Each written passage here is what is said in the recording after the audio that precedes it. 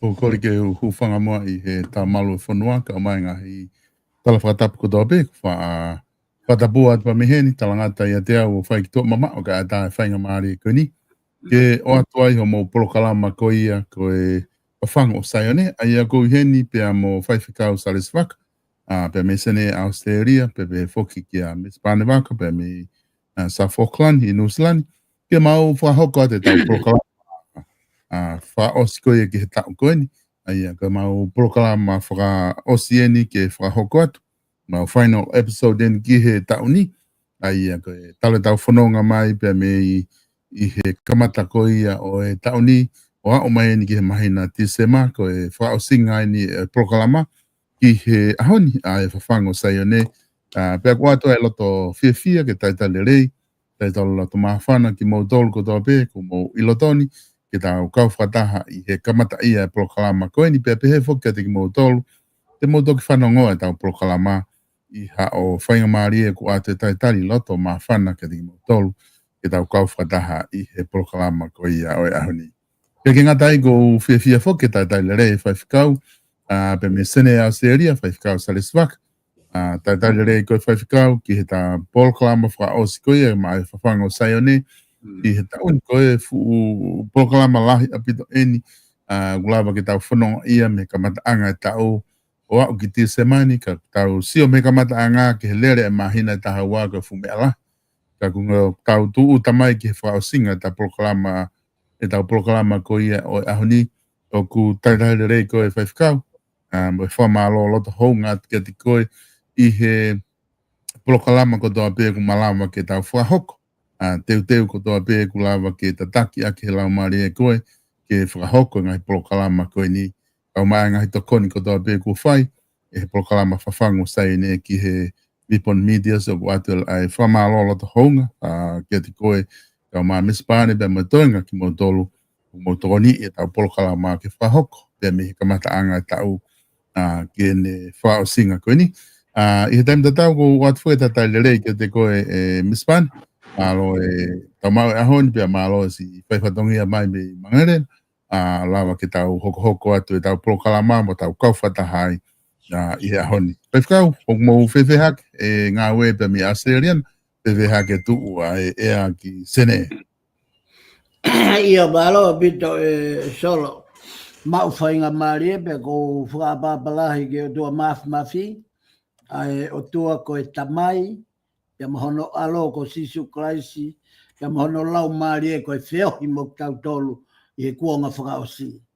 I he tuu koe aseneni o ku au fia pe solo kau fu afu au pito ai ea o e ponuani, o ku kau kuikaiki o ku hape mo pūri.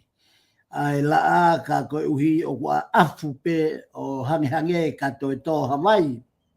Pe koha ikai ka koha toi la yange ka koe tu ia pe aku tu pe mo matangi ku kai ke aku tofki te ilo pe he lawe a kau kai ke toi ngau e ia ko anga ia tu o natula I New South Wales pe I sene ko e family ko e kau ki fok pe ki he ki tano no pe ki he update ko ia o e ki pare o whai hanga ai o ku albe taimi mo to ki albe taimi pe mo e malohi ange mawhai o e ngahi mau na e hoko o I kai ko au pe ka mau tu whata mo ngo kau ngā api ka mata ke holo ai leo o inchiwa kai ke nau to e whakawhekiki, pe o kai ke nau to lea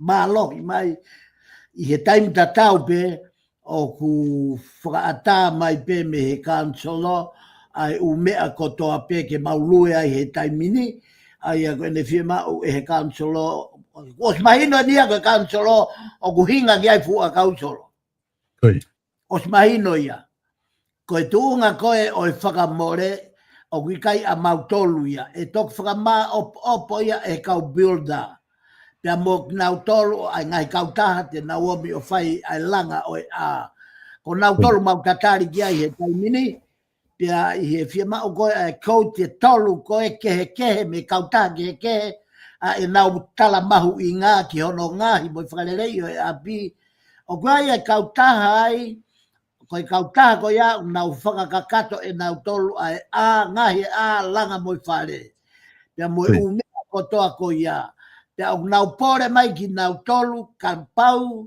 te mau whaki ange ai foi kontreki ma nau tolu te nau lere nau tolu ki aho urakio maasi oska toa ngā uehe nau whai. Aia koe tauaki tuaki mai foki e de kautaha, ka koe uhi o kui kai koe poini ia, koe hae fina ngalo o e otua, e kau lelei ki hatoe taha kehe, o au foki ki e kau ngā api. Koe family, au saipe, lelei pe family, pia ku teu pe ki he taktaha alu o malolo i he ngahi aho lotu, mau tok whakataha mai o hoko atu e tau polokalamba anga mahe ni i he tau who'ou. Nei tāpuni e pe mo e mau lotu i he sapat kosi, na ku tālai pe, koe tāpuni e pe lotu, pia tāpuni lewa pe mo i whawhango taione i he aho ni, pia whakaongongo atu ai polokalamba ko ia ai whawhango taione ki ho taimi, pia mau tok madolo he sapate ua o February ai ko aho taha. Kau whafoke solo malo bito. Malo bito whaikau ko tuku mahina bito ai whatalanoa. Wahoko, whikawa ki pia mo e tūnga kui ai family, ka pe foki ki ngahi polokalama ko ia kuhanga atu ki ai family, he ngahi holiday ko ni.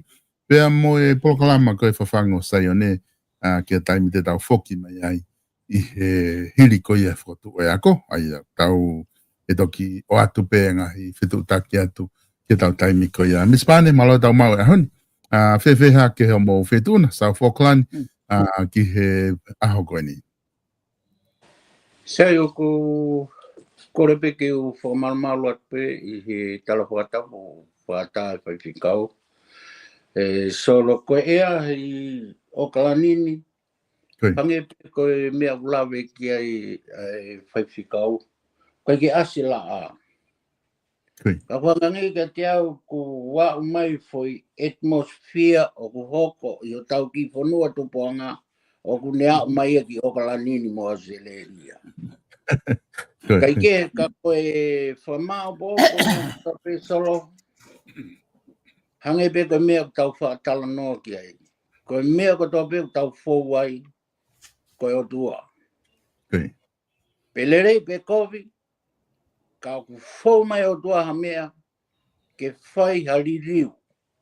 O kai hoko mai o tua i ha mea ke tā mate, pe whakaaua, ka ku hoko mai o tua ha mea ke liriu. Mo whakawho'ou, ai ngā mea kotoa pe o tau au ki ai i he kōngani.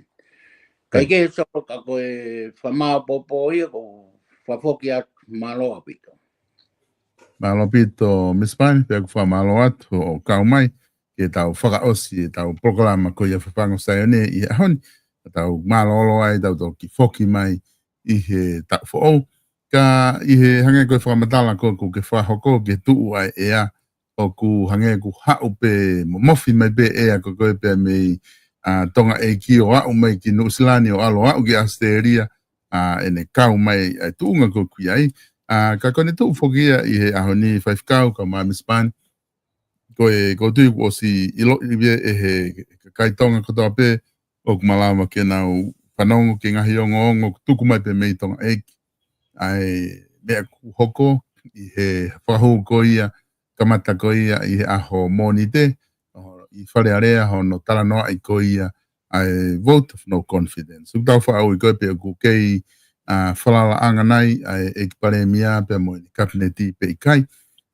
ko e tau mua whukia na e whakotuu ko e whakotuu ai e whakaukau ko e vote of no confidence tau whaau i Becca Vons ko hinga ke ne CVI i he ngahi taimi o mai he konistu tone ngo fu ai ke whai ai fo i CV ko ia ke ne CVI o fua tau tau ai whai whatongia o whahoko e he taki o pure anga pe ko pare mia pea mo ene kabineti Pe kuna ke mau e falala e toko lahi taha.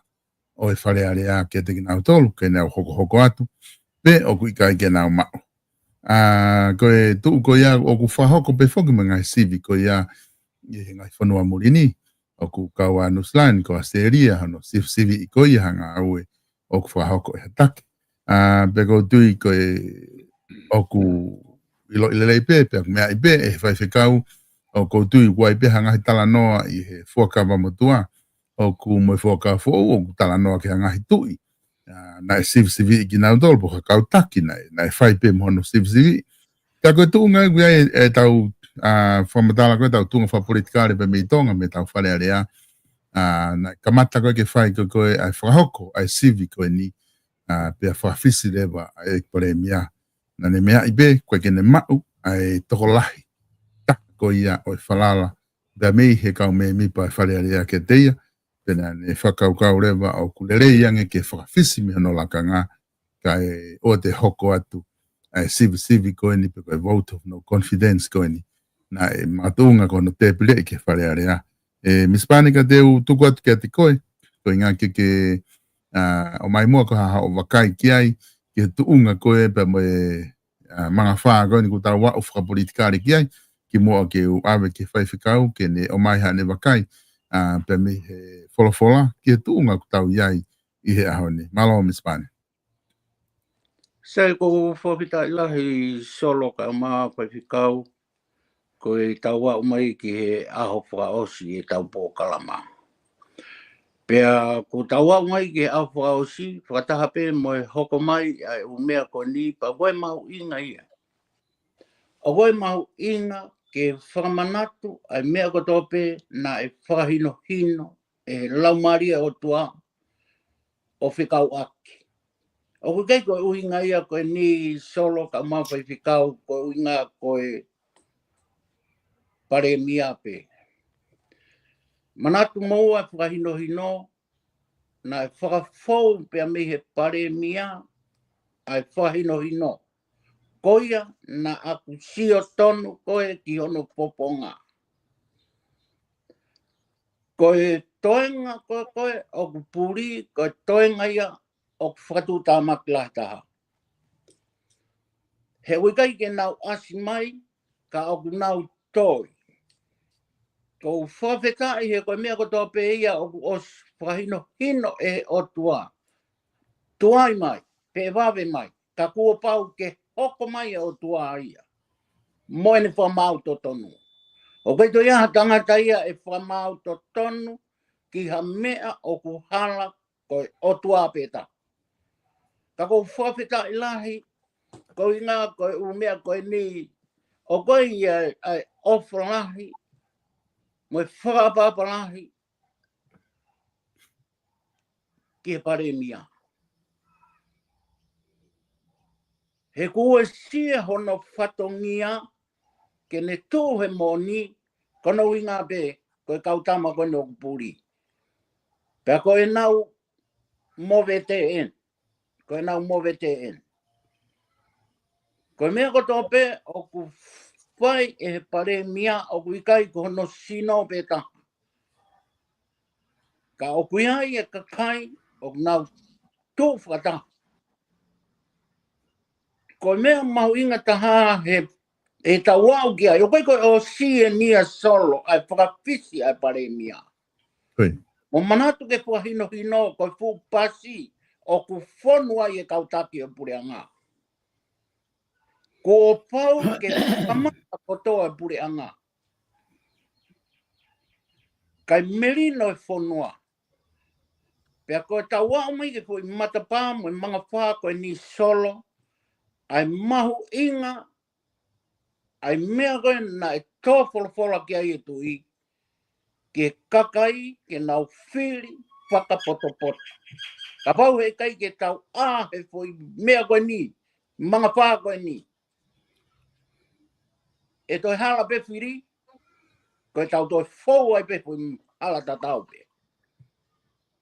Kau whafoki atso. Malo pito Mispani, ke whakatara noa mai.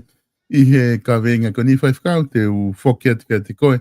hange koe na e kamata ka talanoa mai ki ai a Mespane, koutu i koe polokalama kalahi ko tau whakahoko, pa mi he kamata anga i he kumanatu o a umai ki he ahoni, i he whawhango sai o ne, na e tataki ia he ngahi visone pe ma ngahi whakahana e whakahoko o he lau maari e, kia te koe ka o ma Mespane pe mo e toenga ki mautolu na mo whakahoko e tau ngahi polokalama, o lava ke tau mui mai, o ne tala mai ngahi mea lahi, o tau mui mai ai o a umai ki he aho koe ni. Ka koe tuunga ko tau iai i tonga, tuunga wha politikare ko ni tau iai, tau hanga atu ke Christmasi koe ke tau ilo ko hai, ho tau pare mia fo o ko ia tene tatake whonua, i he Christmasi mo i wha o stau o hoko atuai, ki he tau fo o, peto ki wha hoko e tau whiri lahi, ka te o atu ke te koe whai whikau, ke e whainga maari e koe ni, ke haho wakai ki ai, me ta wha ake wholofola, mga hivi sone, ke tuunga tau wau. Malo whai whikau. Ia, malo a bito e sol o mau whainga maari e, pia pangepe koia ko kamata mai aki e Mispan, e ne talanoa mo e ne whakamanatu, ai ngahi whekau, na e tala whakavisone e he lau maari e ki a te ia, pia tau whawhetai pe e tau tolu solo ko uhi, he na e loto toa a e tamai o e gini o hau o lea aki he ope. Ko e uhi, he koe tau mai a ko tau tolu te tau whai e whakamooni, ka koe uhi koe kakai ko toa pēna nau whanongo, ki he fo i whakamatala ko ia, pia o ku hama hino rewa tau mooni, ai whekau me he lau maari e ma oni. Koe mea koe ke toi tapu solo, nai ka kia ia si, ta, ha tui, pe koha pure anga, na e mau me kamatao au gene osi. Koe au koe ai palofita, lahi au pito, mana tui, i he taimi nei kei pure i ai e o tua whakafou i he mafio te vita, pia whakaovare bego hu a Samuela, ai taula e ki o ne whakahagi he tui, o ku iai e mea ku hoko i hono pure anga. Te whiu ia tu he tui, pe koe hae mea ku hoko, pia ku pehehe e taula e ki, o ku tangi e kakaia ke whakanofo hanau tui. Koe uhi o whakatatau ke ngahi pure anga o naulere whakataha mo Isleri, ngahi kau ngā api. Pea o tange kakaia, nau saia nau tolu ke whakanofa nau tui. Pea tau tokanga ke foi whekau lo loto ko ia o e tari, nai whai ai e te vita. Talange e te vita. Koe folfole ne o tua ki a te vita. Tari, whekau, ke whanofo hanau tui. Ka kohi ko nau loto, e kai ke nau whai ha mea, ta e whakaosi mai ka te au. Whakatonga e lo loto e poi whekau solo. A tā beia ke whai ke tau politikare, i e natula whakawesi te, ko e pore ai kakai ma ai kakai. A tā be ke whai. Ka kui kai ke piriote ai pure anga whakaotua ia. Ko e pure anga whakaotua ia. Ko e pure beia ai otua ki hono kakai. Pea neonga o whakalere a ke politikare whakaweste ai o tangi ki ai o whai ai e longo a amo mo veu he ahoni. Ka ke whakatonga ngai e koe. Hanga whakatonga e me laua e toi tapu, ko ia beia e hoko. Pea neonga e tanumia, pe whaingata ia, pe whakawhihi, pe rie kina, pe akahi ki tua, ka koe taimi bea e o tua ia, koe ne taimi ana ia. He koe o tua, o kune on whainga maari ki he whakamo ui. O kui kai koe o tua ke pāpe mea pe whakauha. Sai, na e toi tangia te vita ke ne whakotu e te mbare. Koe hae tari koe, he alota e palofita ne tane, tarange tange ne tane. O whakamai he lau maari e. Ko koe te ke toko naki. Ko koe te ke teu, ai nau e te mbare. ka kui kai fina ngalo o tua ia ke langa e koe tempare he o ku toto ia honi ma ta ku e hia mo uri holoto ka koho foha koia tene toki langa e tempare solo na ia e tau ki bolo kalama na e he aki mai ai e mispane ai fekau koia hangega dauna ne pehe i he laka whakatui. Mahalo koe ne visone koe ke laka whakatui.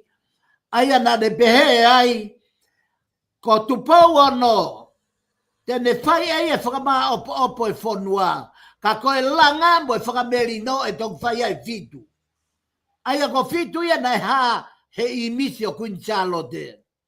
Aia o gai e tautua merie. Ki he pilinis kalaunio e aho ni e toki au ki ai ku malona ai fu peau goni o ku hake e whonua. Lahi au pito ko e hapi ko hai fua sete kaia.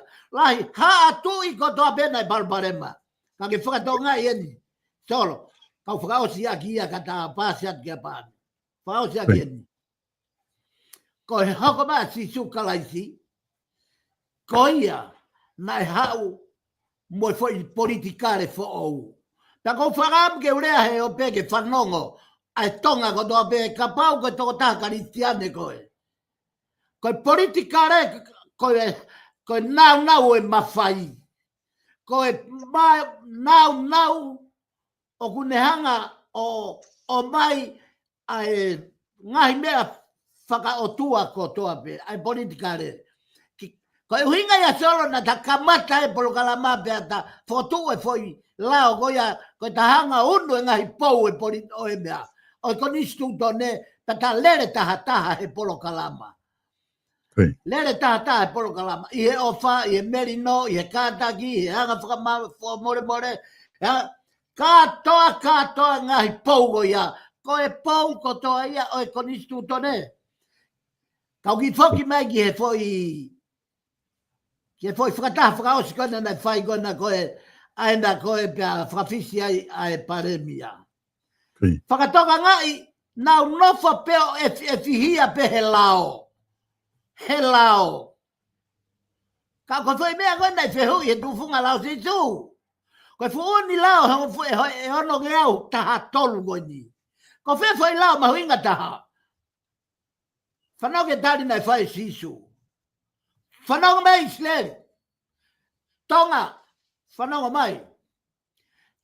Ka pau te tau no whau lao. Hei kai toi lava hata haia ke mauhane tau a taina. Ko he tau a taina e tangata o kuua be lao. Ko he ofa ki he otua aki ai kotoa. Lota, iwi, laumari mo ata mai. Pea ke ofa i ho kaunga api. O hange tofu pe. Furi himai i misi o kaunga abika koe. Ka veinga ia mahina koe ni. Whakaloto fo ou i he merino mo i wheo fo fani. Solo koe politikare nei hao mo sisu koe ia pe fo i whekau ke paremia. Ka pau nei kamata paremia koe ni aki e anga whakatamai o eigi. Mo anga whakasemani ki. He ku tauafo katoa e temokalatiki ai. Mea ko tobe demokrati hai ka doa beia ke foi demokrati asisu ha uia ko tui ha uia ko eiki lai ha uia hui o riaki ia ka ha uia tui e teunga se vaniti pe ko uinga ia lava e fuidio sisu o fata time familina mamani ka fa fogeto ala pito faifkau faifkau ka ma mispani ko tala no ia ku o fa hoko pe oku kei tala noa pe foki kakai toko lahi. Ko wakahi foki he ni hikoni kuna ilotoni ku e taha kune tala noa mai i he ngahi whakawhisi mo hape ngahi mea kotoa te tau whenga ke whai ka kapahe kai ke liliu e sistemi ke whakalirei e kai peke aha unu ki mua whakatemo ka lati i he whanonga koni tala noa ini e taha koni ki tonga. Ka ko tau siwa tu foki ki he ngahi mea na e hoko hangai koia ku mea gefe whikau i he whakataha na e whahe whare area ko hafua ngahi mea na e hoko ai oku lahi, ko mea ko tau pia ko ai pe taimi lahi ia ku tau whanonga tatu he whare area o ku lahi apito ai ngahi mea ia unau tala mai o koe ke mapuni e tau konstituto ne. O hange koe ni nai kamata tala noa ke whaifikau ki konstituto, maho inga konstituto ne. O ku wā ue ke nau o si koe ai whakawhisi nau te nofo tala noa i pe koe haka tu uni mea hoko ke nau hoko ki ai. E whiri ai pe ha pare mia i he loto i aho e ua pe o ku iai ha te tu uni ke heia ke whiri ha pare mia. Pena e sa ia he nai ai e tu uni na ai ki ai. Koe hoko atu ko harewa e mea e hoko. Koe tolo i aho taha wha, ko harewa e pare mia pea mo pureanga i he fui lere ko ia. O ku kai ha tike ke mau mai e tau konstituto ne da tolu ia ke ne tala whakapapau mai mea ko ia. Alu pia ki fui konga lao ia e mea kehe o mai mahalo ko mea pia ku ofi ki ai. Kaka uhinga o mai ia koe whakau ko au whaifkau mo mispani. Ko he tala noa ko ke konstituto ne ko e lao ne tataki ai whonua. Ka oku kei lahi pe ngahi mea ia. Ai ko tau tala noa fo ke sistemi ko tau tala noa ke konstituto ne o ku lahi ngahi mea ke whakalere ke whena pasi mo yanga o e whono ngahi ngahi ahoni. Ka te watu mispani ka te koe haha o wakai me he wakai a koe ki he pangahi paloparema ko tau whihanga hangai mo ia o hangai koe na kamata tala noa ke whaifikau ke mahu inga koe ke whahanga whalere i tau konstituto ne ke uhinga ke ngahi mea koe ko tau whihanga hangai mo ia hangai koe ia kuhoko e ahoni. Malo pito e solo ka kia te au ia e solo te tau neongo ko tau manatu mau pe ko konstituto ne ko whao pe ia e tangata. Koe. Ko whao pe ia e tangata. O malawa pe ia ke whalerei. Koe. Ka koe poini ko tu paulu aki mo tuku pāna ne whai mehe kamata anga. Koe otua mo tonga koia ho tau tofi a. Pe koe hāpeha konstituto ne e liliu ki ai. Ka he ikai mamao pia mehe tuku pāna e whai e tu paulu aki. Koe. Ko e tau longa ahe a honi, ko no omi e ngahi whakakaukau, whakatuutu, ai kaupoto o mai, o wha o aiki, ai lao, ka ikai kau ai e o tua. Ko haha lao, ko haha konistu ton, ka kua pau ke tau apu i lao ko toa pe, ma konistu ton ko toa pe, ki lao ai o tua. Pe koe ni polopola. Kai mo ui e lao ko ia, pia mo ui, pia mo konistu tone ko ia, pia merino e whonua. Ka tau whalerei ien, ai konistu tone ko e ni he ahon. Ka hikai osia longa a ia, he ka pau he ikai ke tau apo ki polopolamo e lau maria o tua. Hange ko mena e lawe ki ai, ai whai whikau. Pea kou whawheta i lahi, solo, nau lawe i hifo, i he whakataha. Ai tautou lea, ai tokon pare mia. Ene pehe, ki a tongata whitu, o kuke mau, ki kite. Solo, kono hinga ia ku nau, aluai ki tua he au ni. Pe o kune ki kite pe ikai, ka pau na koa wapi we nau talat, pangaton pe ki tokon pare mia. Iyo ko ki kite. Hena e whakahino whakavisione, e tamai oi koe ni, ki he mawhai ko tope, ain koe o tau au kia iau ni. Kau whawhot ki atu solo, malopi. Alopito mispane e whaifikau koe whatala noa whuke ku na e kamata ko ngana ke whatala noa ke konstituto ne. Pea ke o mai whoke e whui konstituto ne maha uinga e ua koe ni ofa ki he o tua. Pea ofa ki ho kaunga api koe konstituto ne koe tamai mata e tau konstituto ne wha o tua. E ua na ki hanga tuku mai i ho mua ki whamatala. Pea utala noa tu i he konstituto ne pea mo fie mau e kakai toko lahi.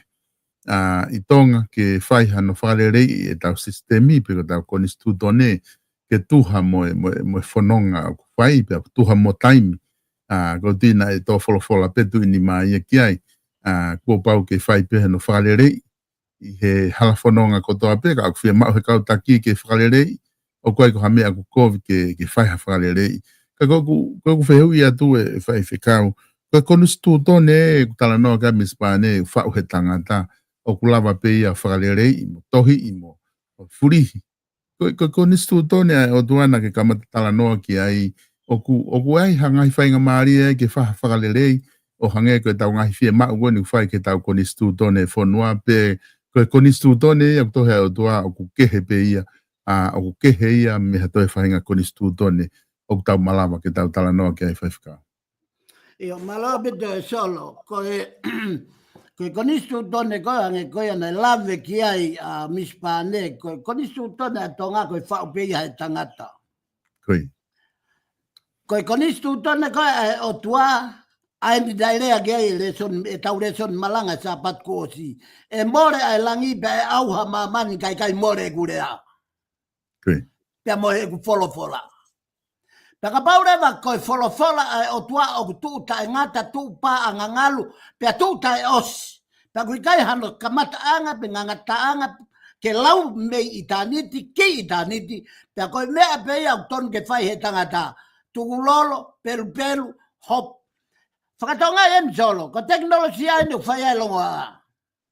Okay. Ko hono hinga he koe teknolosia kua whau he tangata hafu misini o ave o stoa ki ai ngahi mea o e atamai. I kai koi atoro. Koi. Ko reptapu pe mo computer pe mo ngahi mea ke ai mi o nau o kuhinga e tau mau. Solo. Ko e tohi tapu o tu ta ngata e konistu toneia e o tua. Kako eni. O kulava peia ke riliu.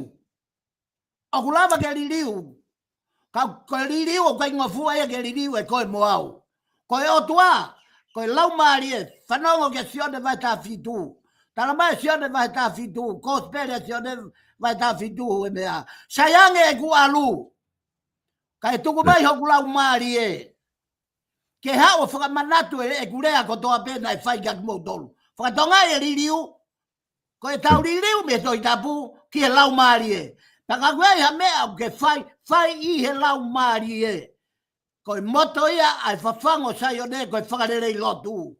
Ko moto, ko whakarerei lotu, ko lava ke tau tukuange.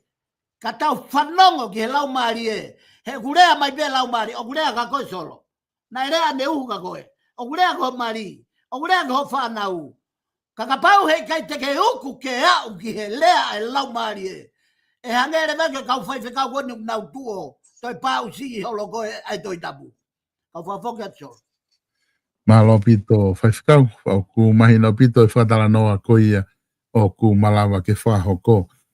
Miss Mane na ke tala noa whoka ene nai ki he fie mau, tahe ngai fie mau lahi ki he tau kautaki,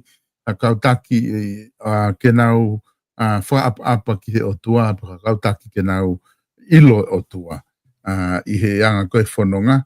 Pea koe ne tuu whoki he tainimi ku mahino whoki hange koe tala noa koe na tau whai. Ku mahino koe pureanga koe ni kua os. Koe whawhisi pea pare mia koe ne osi ia neongo oku nau ke i he sea pe ki he aho ua whaa o ti sema ni. Ka koe ne au peke aho ua whaa kwhiri ai pureanga who koe os. Koe mahino ku lava ai whai whatongia ia ku whai e pureanga koe ni. Iho wakai ki he tataki na e whai e he pare mia mo e pureanga koe ni na iai ha whahinga wakai mea te koe, paka whahinga sio, paka visone mea te koe, ke tuunga koe ni, ke mea konu tawa o ke he aho ni, pe na koe mea konu tawa o ke aho ni, na e whakafoki whaa pe ne hoko ana ia, Miss Pane. Malo pito tolo. Na i kai whakafoki whaa ia ke motu atolo. Koe. Na e os talo me he whahino na aku rea aki, pena aku nofo ai.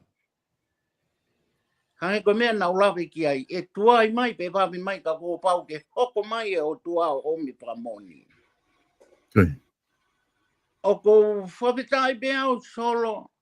He koe mea ko tau bena tau rea aki hange koe mea o ko tau lawe aki ko whatongia ke tala ke kau.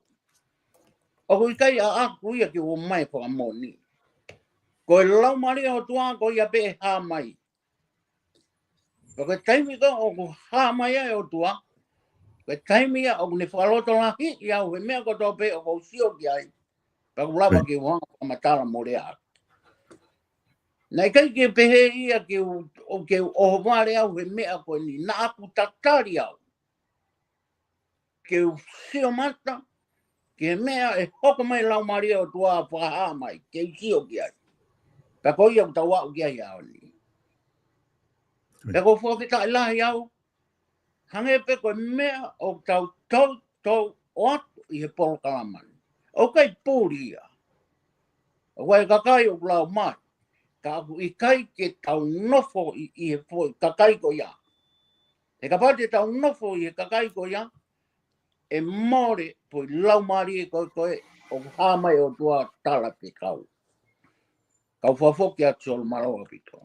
Malawa pito, Miss Pane, whaiwhikau koe tuunga e ku o ku tawa o ki ai, ai tuunga koe ni ku o whawhisi pe ko tukuhifo. Ai pure anga ko ni hange ko ia na tau na ke whakatala noa ki ai i he wholofola na si i hanga he pure anga e na ulawa lere pe o kakato na lere pe ngai pure anga pe a humu a pe lere ngai pure anga pe a movete i he ngai pure anga ko whai ke whakatala noa he wholofola i ho wakai me ta whaaki ko he wholofola i tau whanonga mai ni talu e whiri pure anga ko ni o a mai e ni kihe aho mō ni te i ho wakai ki ai whaiwhikau ko e tūkunga pe ni ku tawa ki ai ko tūkunga pe ia na e tala e he reo ko ia o e ngahi visone ko ia na e whai ki ai whatala noa pe na ki tai tokanga e pure angaka na o wau ke tūnga ko ia o e ahoni. Ia malo bito e solo ko hui kau whalaga ta noa mai i he tawhaat ko ia ko hika o atu e whakakau me polo kalamani. Koe. E solo katoa kau pare mia. Ai, na iai e nau whihalaki, na iai e nau mau. O au ke pureanga o akirisi. Koe.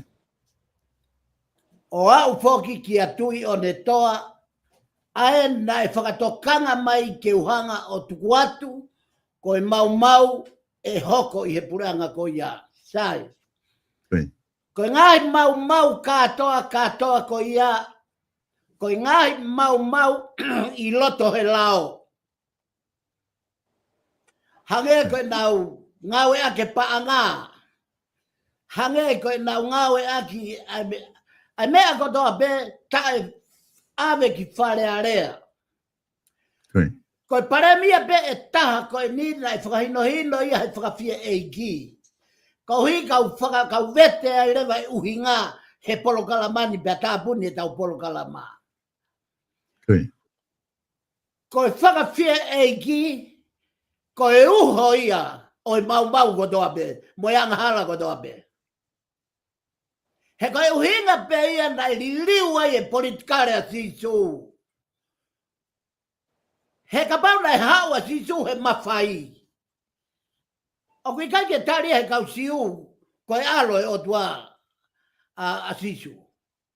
Ka ko e uhinga na e hau a sisu o le whai fo i liu. Aluia ki ai anga kai o e manu. O ka mata me ai e ne hanga tanu maki ai foi politikare fo au. Pe ko e politik fo au ko ia. Tanu maki e ia me ai. Pe ne hanga ko e winga na nau tau fuhu. Na e fuhu pe a sisu hau kono ikuanga kono tamde ekologi. Ka na e fuhu pe a sisu he ne tokaderi ne.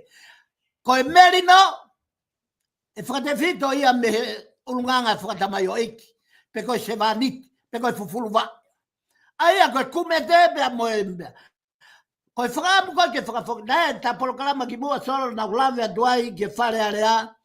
Ai whekau whewheka ko ia o whonu ngata. Pe i kai ngata i ka whonu uanga. ko hono whakamaa mai e mamari aki, nai fau ia he longoa, nai fau he ke, nai fau he rea, he ngahi rea, mo ngahi kape, o au foki ke nau fe pore porei, ke loka matapā, ke una te hua taki tua. Kei. Koe tau au mai koe ke ahoni, kono vete whakapolitikare ia i sisu, o tukuange mawhai, ka tau foki a mamani o Sevaniti, kai merino a mamani. Uhinga beia ke koe o kuhoko i Palestine, pia mo Israeli. He kuori aki ai foi tokate rine whaka politikare ia sisu. Ai, koe tangata bene taha, o sai bege urea ke o pehe program tabu ni auni. Tangata bene taha, o kune e whaiwhaiange pe ofi, o kai ko sisu, kai ofi. Ai whenga kona Trump ke whakamerino a mamani. Ta ko si ai pe kau pani ia. O hange ko e kei kona koe ki paremia tokoni ki a piveni pe ki kite. E solo, ko e uhinga ia i kai ngata hono tautea i nau tolu kai hake malamo he pe a inu a ipumala ko ia he fonua ko uhi ko nau whahinga pau si e lotu. He ko hai au tai kikite. Paka pau kai ke mau ai kikite, kwa kia hao lau maari e ou. Tarange pare mia, ai a kuke rock pot pe ko e. Kai ai ha tangata kua ngawi e o tua, o kui ai e mea ofa, koe visone, koe misi, koe kikite, koe palofisai, koe balanga, koe evangelio, katoa mea ofa ko ia mea ofa katoa e o tua. Koe mea ofa ia tonga. Sai, ko fai mea ia e solo, koe palporema koe ni o langkavariku. Uluaki, na e pure me, na ne ngā wea kono mawhai whakapare mia, ke ala tai totonu ke paanga ko toa mea pure anga. Ko kehe ia o pare mia koe ni moha toi pare mia ki mui. He nae ngawe, nae ala pe, tau pe solo, koe fu kapa ngako, nae ai pe ngahi nima nae ala, whaka fufu, pe nae ai pe, kau kaike nau whakatonga ngai, o na wala ki nau tolu pe au si o kehe, a tupo wono ia, kau fofonga hi foi pani a tupo wono. Ko hai, koe o tua. He koe pani a o tua tupo wono, ke malo ia tui. Ka kai haa taha, pea tala e o tua. Koe tāpua ki a tonga. Koe reo whakapalofita. Nā kua slea ake mea koe ni he kamata anga ta polo kalama. Koe masiva anga tonga koe kai ha palofita. Where kau kikite. Where kau palofisai. Where kau kui kai ha taha e tō e ta whake tui. Ke tala mo whekau ki he tui. Kai kehe. O ko whoki mai solo. Ko piveni. Ko tangata ena nai kamatai. Tangata koe nā koe tangata pare mia ia tonga. Totonu au pito, kono taimi en. Kene hanga whakamā opo e whonua. He koe tangata ena ia. Koe uhinga pe ia kai ke lava i ke mau hono erelo. Ke rea kovi kataha koe o tua aia. Katoa ene mo ui ke tokate rime whaka o tua katoa. Pauinga ia kulongo ai, e solo koe mea mamahi ka kape maha taha ke te tangata iki. Peko e rea koui mai ki te whine iki, peko hoto whamiri, peko hoto whaka apa, ka o kune tapuni, o ne usi, a hono elelo tape mo piveni. Ka hono hinga kai au e whekau. He koe whekau ki a piveni, koe ni. Kau toi whakamanatu atu, ai mea nai omi he lau maari eka te au. Uruaki, piven, alua tau e ulunganga whakawhonua o tuku ki mui. Ka ke tau mai e ulunganga whakaotua ke mua. Ai a kono uhinga. Nai uhinga i e gurea na kupehe, koe tangata ente ne whakawhoki a tonga ki he otua. Pia ta feta kai atu tau e polokalama kehe. Ka muke whakatonga, koe mea koku hoko a palparema ia o meo, palparema ia o sovareni. Kono palparema, kakai kai haa na whakangongo ki ai. Pea nau kaunga kai haa o kau fihi ai, lave ai paremia. Mana tui kai panga, pura ngā kai panga ia ku pau to whakatami wharearea. Ae ku tau, whaere o pive ni he kaila, mea kotoa pe whafoki mai ki wharearea. Mea kotoa pe whafoki mai ki wharearea. Ko hanau hinga, ko matea ki e pive ai merino. Ke tau e merino he whonua, mo e whaita tonu, mo e ata ki tua, katoa ngai kawenga koia ia muhinga kia bibeni kau oate rea fama opo o e premia ko ni mo de fafisi nai kai haas ala ke paanga langa e pia tie fia ka kai e sio ke lava langa koe ka koe fonga fate volo paanga uli Tapi hinga ia solo o polo kala mani pe moiku le atu hanga tonu ko ke hanga ia sovaleni hena e ala be ke pangana ka ke ia ke tui na ka ke ia ke kautaki o puranga na ka ke ia ke kakai ko ha be me oange e kaukai ha kau ko me be goku na whakaongo ke tō tāke kau whakaamo ke mai ke aha paremia e whakaongo ke o tua ka merina tonga kau whawhakaso Malo pito whaiwhikau Pamalo atu i he tānaki koia ko ke whahoko mai i he polokalama koe ai whehu i he ni Miss Vane ma whaiwhikau ai whehu i tuku mai he taha hen whikau aki pia mo e konistu tone ai agune pehe koe tau konistu tone whoki na e gai ke whau noa ia. Kana e whau ia whakatatau ki he anga e tau nofo a kāinga. Koe whehu i te tau riliu nei e tau konistu tone mo e whaunga ho tau whonua ki he anga e tau whie mau mo taau o taimi pe tu mao e konistu tone ka tau whakatontonu ki ai. Miss Vane te wawhi koe. Ko whapitai lai solo. Hangi pe koe mea nau lawe ki ai. Koe konistu tone, koe whau pe he tangata, ko pau pe ke lawa o liliu. Ka i hono liliu, ko pau pe ke tau liliu o whakatatau ke mea na e tangpou a ke whonua me he kamata ngā. O lai au pito u mea ia u tonu ke mono he konistu tone. He ka pau he ikai ke tau tū he aon. Ke tau hanga mono he konistu tone he kai osi e longo a ia. Kone osi koe longo a o ka pau he ikai ke nau toi whau halao. Pe ka pau o ku whau lao pe pure anga he aho kotoa pe.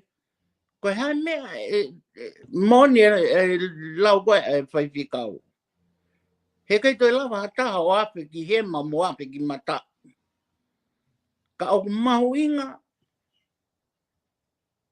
ke whau ai lau whakalele i a konistu tone pe mo lau. Hange koe mea koe o kou sio tau ke hui uin koe nā o ku ma au pito pe ia solo. Koe konistu tone whau be tangata. O whakatatau, konistu tone ko ni na whau o whakatatau ki he tau tangata ko ia. Tau tangata ne whia kua mai ki au ni. Mea ni te tau lue pe me he te tau tauhi e pe konistu tone ko ni ke tangata. Ko pau ke tupu e tau tangata pa ko pau ke tau hanga mono konistu tone. Ke whakatatau mo alunga tau tangata. Ka hui kai koe hui ngai ke tau tō mai a konistu tone whakate volo ke tau anga pau. Ko pau ke whao e konistu tone o tau afu katoa pe ke mea na whai tuku aki e tupo ulua ki mei ka matanga. Koe otua, koe ia ko pau ke tau afu e konistu tone katoa pe, mo e lao katoa pe kai merino punua. Koe ki lawe atu solo maloa pito.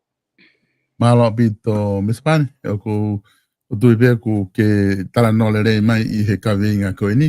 Whaiwhikau o kuai ai whehui o mai hen Ka ko wa te pe fo ke whakakau mai ai ni koni ku nau I loto he polokalama I he tau tala noa ba ngai fehu I koia ku nau tuku mai. Ko e fehu I koni ko mai he taha koni pe ko oswa mo ni nai a ngau hala aki he pare mia ai paanga I fonua.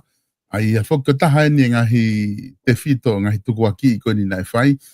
Me panga pena kai ke mauha whai ngā maari e ke mahalo ko wha mo ni I foki e toki whai ia mahalo mi he whare hopopo ko wheka ko e whekau ko haho o hao wakai ki he tuunga koe ni whakaluku fua I he tataki ko ia ai pare mia ko ne whai he tolu koe ni pare mia malolo o tau o lava koe he tau tolu koe ni pe toki malolo ko ia I whare area o whata tau ki whehui koe ni.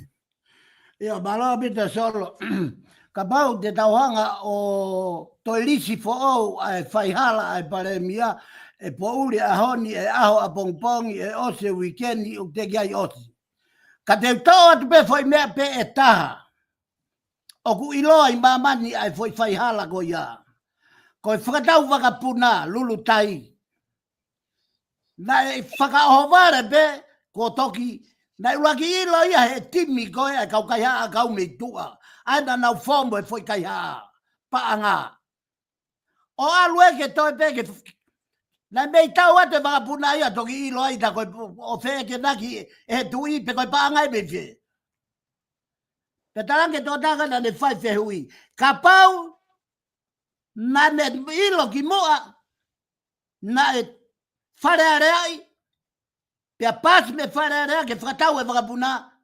Pea mahino rewa koe o tuaia. Pea ka pau na e toki o haware pe tui ia ko tau ate whakapuna. Koe mea ia kui koe kākā, koe loi, koe kaihaa. Ka whapoki atiol. Whakau mo Miss Pane, pa malo apito ai whatala noa. Ko tui ku tau wau mai ki he tō mui e tau polokalama I ahoni. Koe konga mahu inga ini o ko loto au ke tau whai ai ke taki kia ki whaosea ke polokalama ahoni. Koe tau hanga tu ko ia ki ha taki fo o.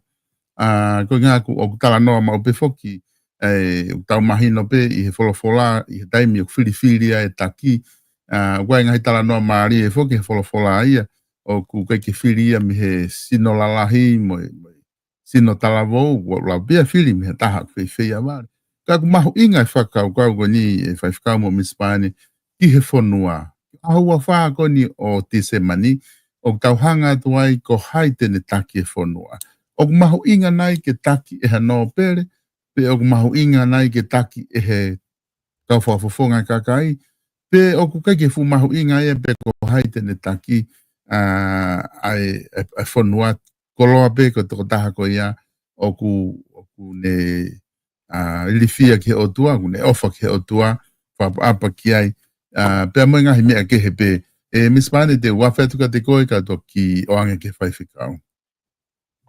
Seko whawhitai lahi solo. Kore pe ke u whaua toi pe, whamalo ke taha kotoa pe, ku nau whaafe mai o tau kau whataha he ki polokalama koe ni. Pea more ke mama o ko ha mau ha mai ko ha tu ha whainga tapa aki. Ka koe teke pe ki he lelei whakalu ku fua. Ai tonga. Pea kou whawhitai lahi koe ki mahino ki motuani o kau e polokalama koe ni I he tokon lahi. Ki hono whamama e ngai mea o tau whou mai ai. Pea tau wau mai o whamooni kotoa pehe ahoni. Pako watu ai popoak tala monu ka te motolu kotoa pehe over mo mao a Christmas fia mo ngai family pea hange koia glavi ke e whaiwhikau ki mua me kamata ngā solo na osi e mau lotu I he o kai ki pe ke osi lotu ko lotu ia o whai pe ia he taimi ko tope ka koe poklama si na mau tāpun pe I he wike ko osi kai whakafoki e ngai whamiri ki taktaha Christmas mo no whamiri.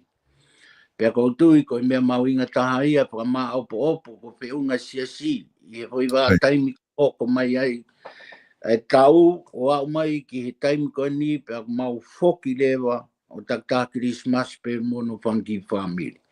O koe fie ahi koe una koe tuunga whakaporopoto e whotutu ko ia o maulawe ai i he siasi. Kai ke ka kono whakatoa ai umea ko tō peu tau fōu mai ai solo hange koe mea ku ke whakatala noa ki ai. Tau whoki pe ke tō wholofola e tui. Kakai mou whiri whakapotopoto. Koe tonu ho mou whiri, sisi e longa. Pea e meri noa i e whonua.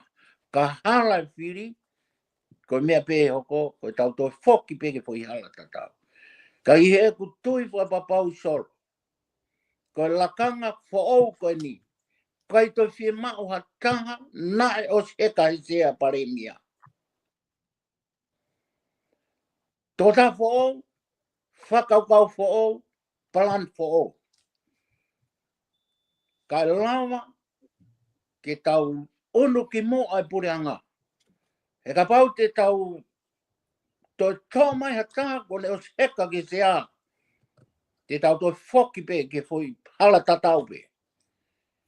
Ka ianga e usio aku ia koe ki he hoko atu, pe mo e hataha pe.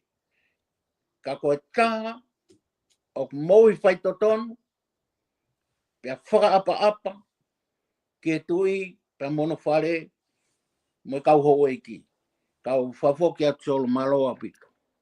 Alo pito, Miss Pane, whaiwhikau, ko tiri o atu ka te koe, ki haha o wakai, ki he tau hoko atu, o kwhi ko hainai, o kwhi mau, kene tataki, ai whanua, i he ahua wha te se ma, o tau whanonga tuai ka o rewa ki tau wau, ko ia ki he whiri ka hoko, o ku whewhia mau nei hangahi mea mahu inga ke mau e toko taha ko ia, pe koe whawhawhonga kakai, pe no pere, pe koe whahinga taha pe e lawa ke whiri whare areha ahua wha. Malo whaifika.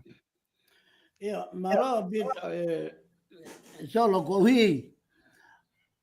Kau whoki mua ki he ua afe hongo fulu. Koe. Koe whoi liliu ia koe na e whai pia me he taloni. E king siaosi ni ma. Ke ave ai mawhai ki he kakaile. Pia ka pau koe whoi liliu ia. Pia talu me iai mo e taulongoa, mo e ke, mo e whelau aki, i he mea kotoa pe. Humai e visone, koe whekau ia me he otua, nā guloto toa pe ke tala, o whekau aki mo e tamai o eki ko ia ko Paula Piven Piukala. Ko whakatu pia me he polo kalamani, pia koe whakatu ia ko ia o huikai koe motuani pe ko mispane. Nei os whakatu mai be he lau maari e ia. Ko e tangata ena, tene whakawhoki hono pureanga ki e whonua.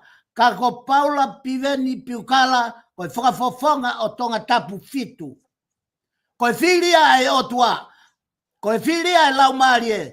Solo, ta kuluva atu, whakamore. Kwa kia whiri aku. Ko hono hinga he ka pau te utoe afe ki ke whiri hataha, o whehalaki mo e ui ai otua, pia ko te ufua e au hia. Ka pau kai ui ai otua ko Paula Piven Piukala. O kui kai, kono whakamaui, o ene anga hala. Kono whakamaui te hopoi, hane tō nou, kai ke kauai mo tuani ia. Koe haa tuunga whakatamai, kai ke ukauai au. Koe haa no tuunga he whamiri, kai ke ukauai au. Koe haa no tuunga he pureanga, kai ke umawhai au ki ai. Ka kou whakatō at, me he whawhango sai o ne. Koe visone ia he tau e tolu hoko koe ni. O kulongoa ai e pureanga. Ko Paula Piven Piukala, koe whina ngalo ia o e otua. Ke aluaki, pe i kai ngata i. Koe tangata ena tene hanga whakatoe whakawhoke moru malu o e howeiki. Mo nau ngeia, mo nau langi. Pe koe tangata pe ia taha o kou tio atu. I he tūtūni whakapoto e lau maari e. Koe tangata pe na taha tene hanga holo e loi mata o e fina ngalo e tui kau whafoki at solo. Malo. Malo bito whaiwhikau, peku whamalo lahi atu. Ia te koe ka ma mispane i he lava koia, ke whahoko e tau proklama. Honi whaiwhikau ka te o atu e whainga maari e koe ni, ke whai mai a whama a popo e tau proklama, ka tau proklama wha o sieni, ke tau ni, hiri koe apata tau toki maa waere vai. Ia malo bito e solo mau whainga maari e kau ki o atu mua ki popo ki whakamalo ko en ki mo tolu ko toa pe ko popo ki whakakirismasi pe me he proklama whawhango sa ione i he ta ua noa ua wha ko e tau lea pe ia ulaki tau whakamalo ki he o tua mafi ko e tui o langi ko e tui ko ia nai kovna ni te ia mo tupou ulaki mo Queen Charlotte pe mo tupou wha, mo tupou nima, pe mo tupou ono. O matuunga i e tau whakamalo ia o tua o langi. Ai o tua koe tamai, pe mo hono alo ko sisu kalaisi, pe mo e lau maari ma oni oni. Koe whakamalo ki he tui to tonu o tonga. King tupou ono, tahine kuinina nas pau tuaho. I hono kei pātolo aki mai ai moto, tupua o e whanua, ka ko tonga, ko o tua mo tonga, ko tofia. Ko whamalo e tā, ko whamalo atu ke paremia, mo ngau e ko tope, ai pure anga. O tatau pe, i he tonu mo ene hala, i ene whiunga mo tai whiunga, tau whai ko toa pe, ko tangata ki tau dolu, pe au kiai e tau tō nou. Pōpaki ki kau nōpere mo e hau e katoa tonga. O i ka whakata mo i ka kai e whanua. O kua te mau whamalo pe me polkaram whawhango saione. Ki he kau taki lotu kotoa pe, o i ngai sias kotoa pe. O nau gei tu o pātoloaki e kōsperi, whakameri no. Pe ange mai, ko au si ai e tonga a honolelei, o lawai me senturi e ua mei tolu. O watu au poa ki ofa pe mo tala manu fa Christmas. Ya ki mo tolu ko dobe. Ya watu ki ai e whekau e lau maari e ma oni. Ai o doa. E lava ai ke takina a e ne whai tutu ni i he ongo mātua ko e ni. O tatau pe na ya watu o whewheka, pe na ya watu o kukovi, pe na ya watu o kaulelei. Kau hange ko lea, ma kau ngā whakamooni. Pea mei he ua Timote wahe tolu vese o fulu maono. Ilonga ha mea, ilonga ha whekau, ilonga ha waloki, ilonga ha whakatokanga, ilonga ha konaki. Ha whakailo hala ngau hia ke moui maoni oni.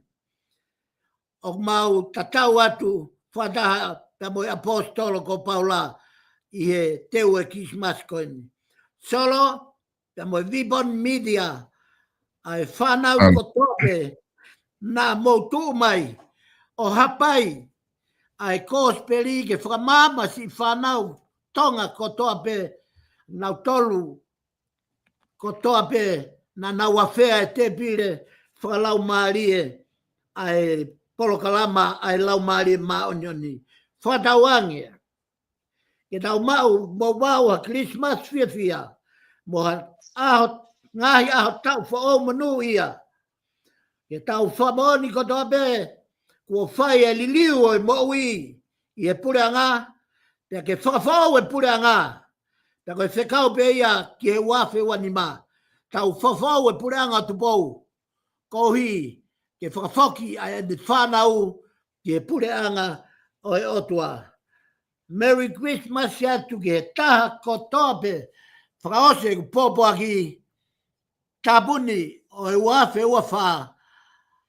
O atu ofa pe mo e polo kalamani, ya ki mo tolu ko tope ku i whare mahaki. Mo tolu ko tope ku i pilisone, mo tolu ko tope ku ke mo ua i he pouri mo yang hala. O ku ofa atu a sisu Christ kia ki mo tolu. Whatawange, tari a sisu he ahon ko whakamoui. Pe teke hoko, o ulo sisu ho moui. Pe teke O vare he mea fai e ki ma au. Solo ko kato ai e foma opo. O polo kalama foma lomo, popo fa Christmas e honi. O tau ano wa fa. Kau toki wakai ki he polo kalama o tau fo ona kau tatau atu tua e ki o fatu. Malo apito whaifikau, wha malo lahi atu ki ati koe, ka ma mispane i he whahoko koe e tau prokalama e ahoni, pa me tala monu atu ke mo mao ha Christmas whewhia, pa mo tau wha o monu ia, koe prokalama wha au sia tau whahoko, pa me he whawhango saione, pa malo atu ke ngai tokoni ko toa pe kulawa ke whai, ki he Vipon Media, o lawa ke tau wau sia mai, ai tomui koe e tau prokalama ke tauni, na wha malo lahi atu ke te mo tolu kainga, i he o lawa ke mo mui mai he tau prokalama, o au mai ki whao se proklama whawhango stai ane ki ahoni. Ma o kore whamore more at pēka pāo na hangahi patongia bea me ting mau dolu, ma o whahoko e proklama o kai ke whiunga mo whanongo, ka ke mau ha Christmas fia, ma tau whao mono ia, ka mo mea, tau toki whelongo aki, a mau whoki mai e tau whao. Alo solo.